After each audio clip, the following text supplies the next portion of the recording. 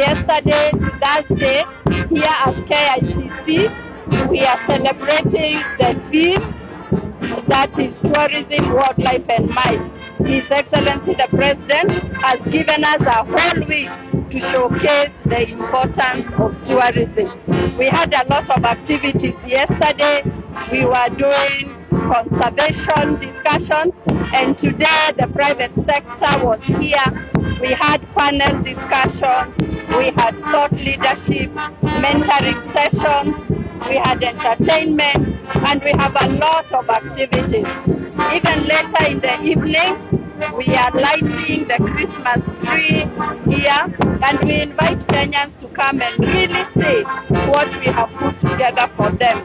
The most important thing for this week is that we expect policy pronouncements from His Excellency the President to push the tourism sector forward and to give us the priorities so that we are able to achieve our targets and our goals.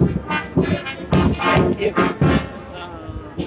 Nini ndio itakuwa matazamio ya Wakenya kutokana na hii event ambayo tunaendelea? Sasa tunangojea kwa hamu ile hotuba ya rais ya siku ya Jamhuri, kwa sababu tumeshirikiana na private sector na youth na kila mtu ametueleza yale angetaka kuona serikali ikitia sera, serikali ikitia mipango.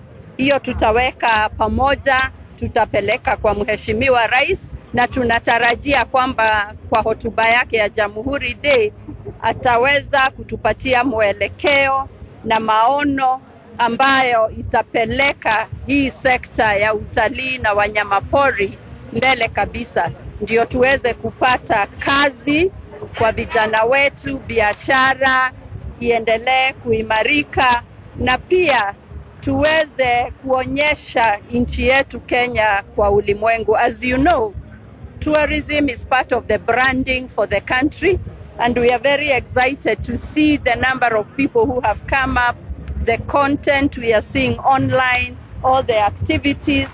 We are sure that at the end of this week, the brand Kenya will be bigger, bolder, and the whole world will notice that there is Kenya. Asante sana. Okay.